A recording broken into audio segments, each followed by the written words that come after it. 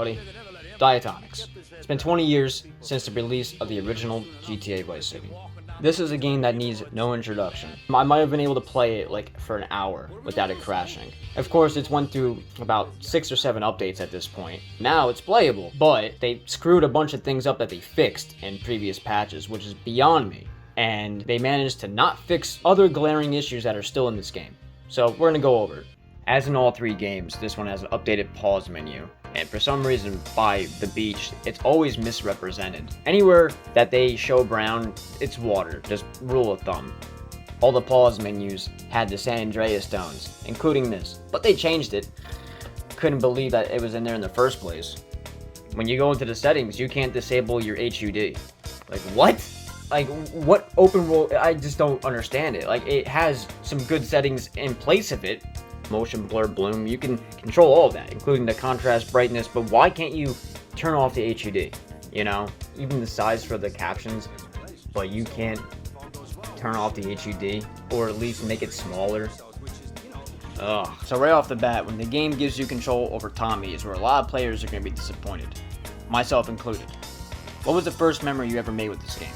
Well, for most people, probably. You hop in the White Admiral, you start driving around for the first time while the game is blaring Billie Jean from Michael Jackson while it's giving you help text. Well, in this, if you try doing that, you'll be greeted with none of that, just radio commercials. It will be in between songs. The AI is dumb as hell.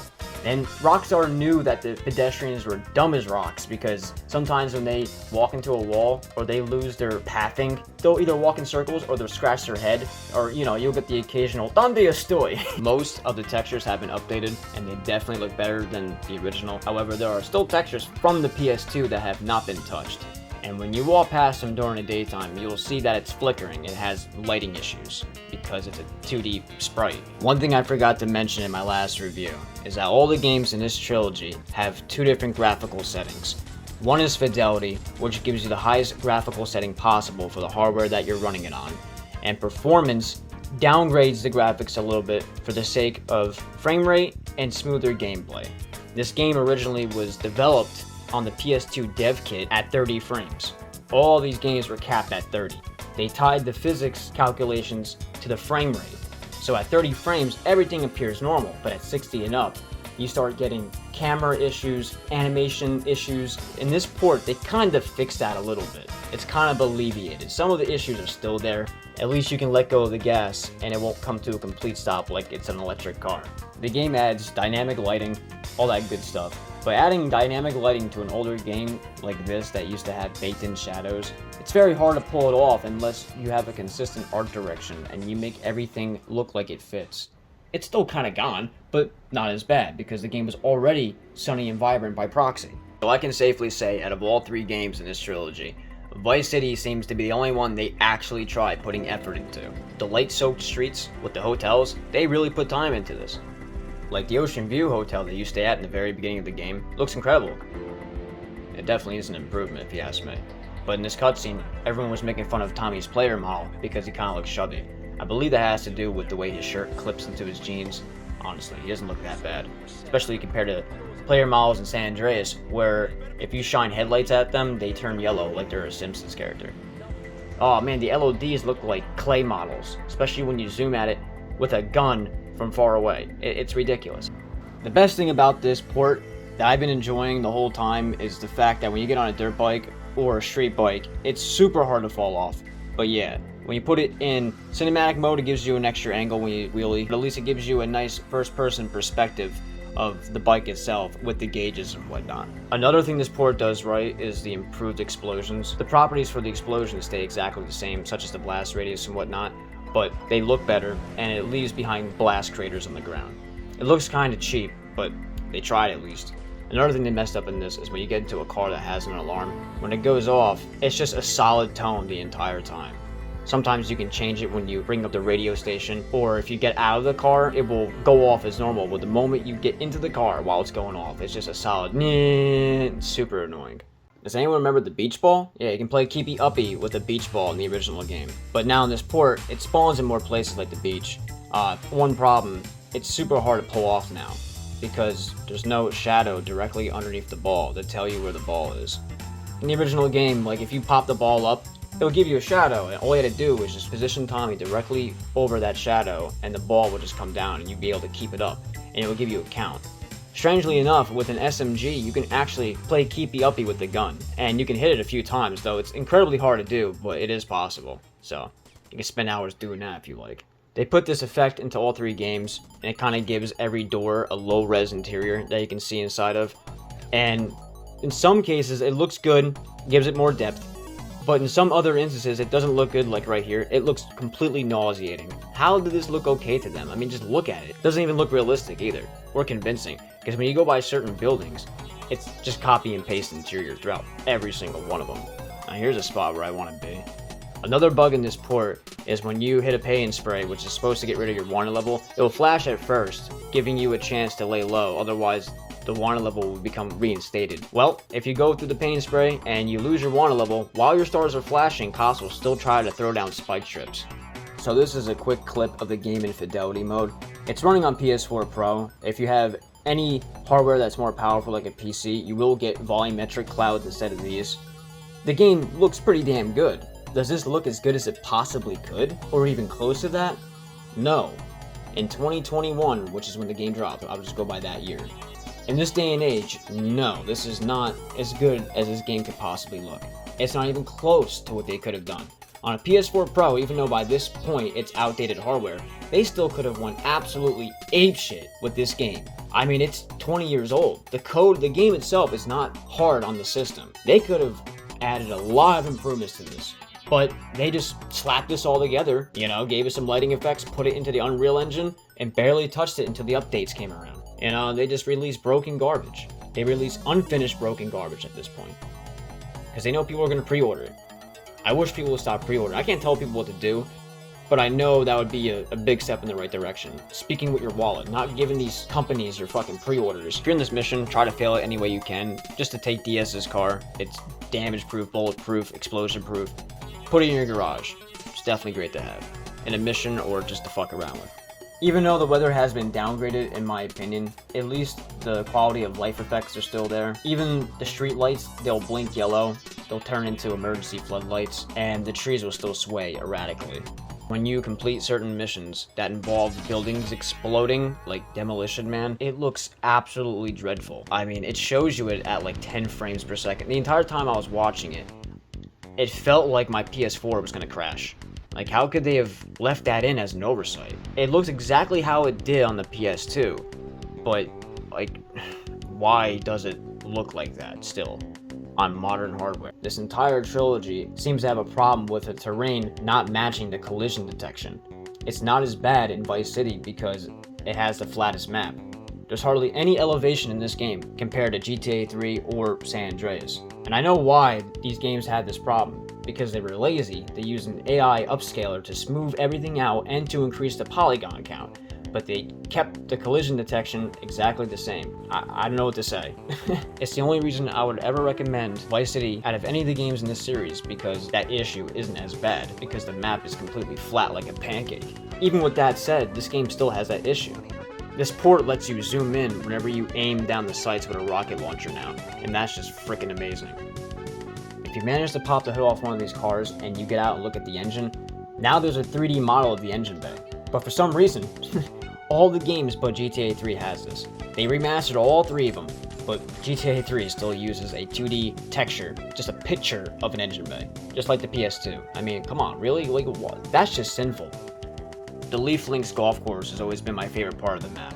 I don't know why, maybe it's just because of all the trees. It just feels excluded from the rest of the city. But they did a good job with the blades of grass. When you point the camera down at it and you just pan it around, you can see a good amount of detail in the grass. So there's that. Look at that shade of blue. That's just not it, bro. In this port, you can decapitate anyone with any gun, it seems like. I just blew this cop's head off with a pistol. The game now gives you an altimeter whenever you fly the Maverick helicopter.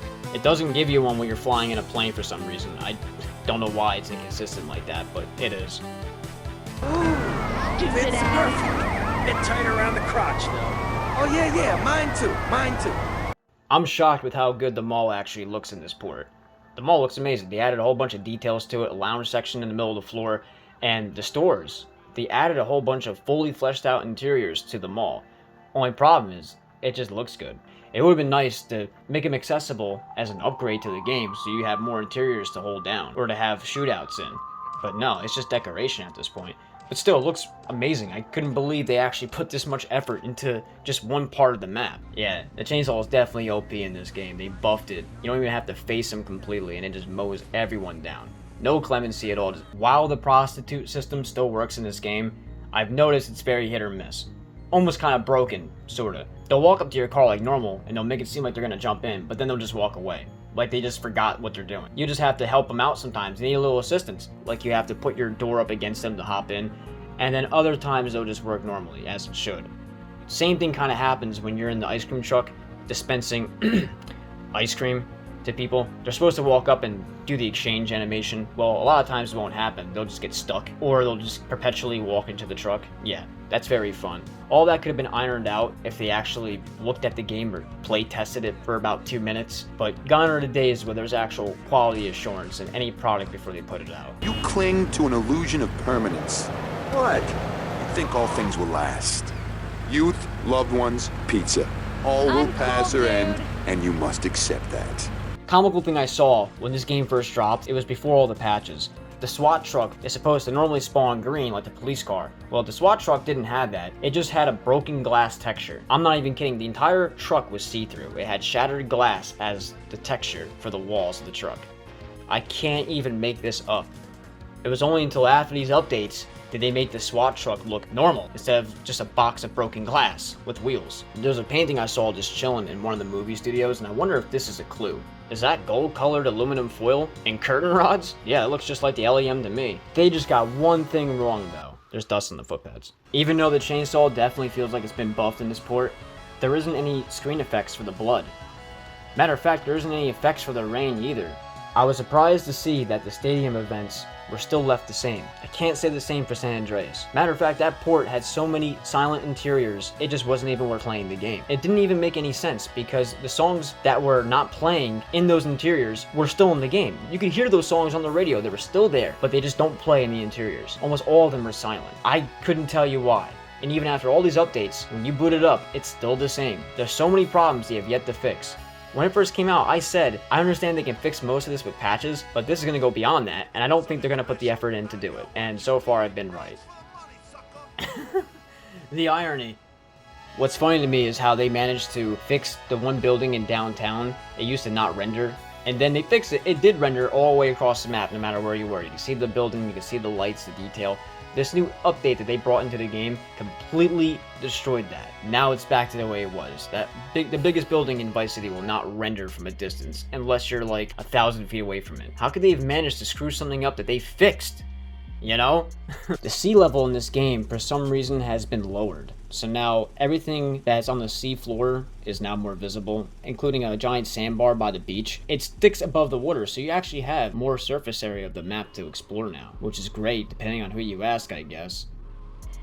In certain instances, this game can go from looking absolutely drop dead gorgeous to looking worse than the PS2. Alright, let's see if he notices. There used to be a glitch where if you hop into a taxi, click the stick down, and then jump into another car and then release the stick, you can become a taxi with any car you like. But not here though. For some reason, there's an audio bug in this game where if you look out your left window in a car while you're in first person, you won't hear a damn thing. When you look out behind you, when you look to the right window, you hear everything like normal. But the minute you hit square to look out to your left side, you don't hear anything. There's another unique bug in this game that involves the paint spray. If you remove any of the parts off your car and then drive into the paint spray, those parts on the ground will match the color of your freshly painted car. Another thing I want to address is the busted and wasted screens. I mean, what is this? Look at it. It looks like a PNG they grabbed off Google real quick. The wasted is even worse because you could drown in the water and it will still show you the stupid PNG with the blood splattered on the screen. In addition to the spike strips being laid out, even when you don't have a wanted level, they will stay there for an extended period of time. Normally the spikes will just despawn out of the environment, but no, in this game they'll stay there until you leave the area and then come back. All these updates later, and they still couldn't fix this sign that completely is messed up and doesn't display the right thing when it should. I'm gonna say the most outdated aspect of this game has to be the animations and the original PS2 skeletons that this port still uses. And the cracks begin to show really when you go to the strip club and you get a private dance. All the dancers, they don't really look that great, you know? When you get the enhanced lighting and the textures, it makes them look even worse. Yeah, I'm pretty sure that's not how reflections are supposed to work. When you hit the stick to look behind you, the radar still points forward. Candy's model is, wow. They gave her some spider monkey arms, really crazy looking shoulders, and some orangutan titties. What more could you possibly ask for? Phil Cassidy looks okay, even though they changed the shirt that he's wearing. It used to be a Confederate flag, and now it's just a skull. Okay. At night, the moon gives off this weird yellow luminosity, and I understand why it does that. It's supposed to mimic the weird amber color that the moon has when it's close to the horizon, but it just does not look right in this game. It looks completely off, and everything shines that color. It looks like a second sun. The mission where you turn the spotlight around to shine the tits on the building, it looks fine, but you don't see the light being cast from the projector.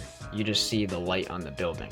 Nitpick, but just saying it was on the PS2 over 20 years ago. Oh god, the Jeopardy studio floor again. I will admit, the game is enhanced in the sense that have a whole bunch of stuff happening on the screen, and you won't have any sound latency or frame rate issues. It runs considerably smooth throughout the whole time. Yeah, you know, I gotta say, it's a shame that a lot of the soundtrack has been cut, but as long as Act Like You Know by Fat Larry's band is still here, I think I can still make do. Surprised to find out that just about all the cheats in this game still work. Now, cheats have always been a very important part of what made these games what they were, and Vice City arguably has the best ones out of all of them, at least for the 3D era. But most of them are still here in this port, and everyone has messed around with the tank, aiming the cannon behind it and trying to fly with it.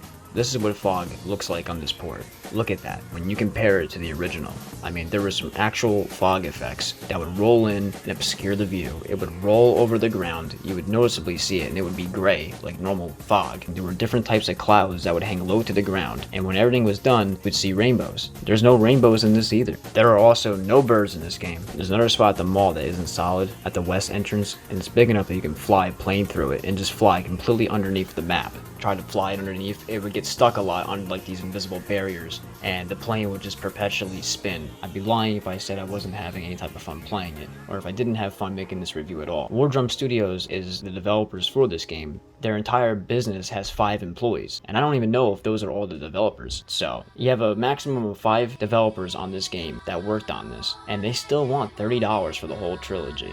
So they want $10 for this game individually. And do I think it's worth that? Absolutely not. It looks good, but nowhere near what it could have been if you actually had someone with real competence come in and work on it. I mean, look at the user-created mods, the fan-created mods for this game. It blows this out of the water, and it's free. So, I don't know. It's still GTA. I would wait until this is pennies on the dollar before you go and buy it, if you even want to buy it at all. I honestly would just shoplift yourself a copy and call it a day, because I don't think it's worth even $10 at this point. And that's pretty much it. That's all there is to it for this game and for this video. I hope you guys had as much fun watching it as I did making it. Till next time, have a great day.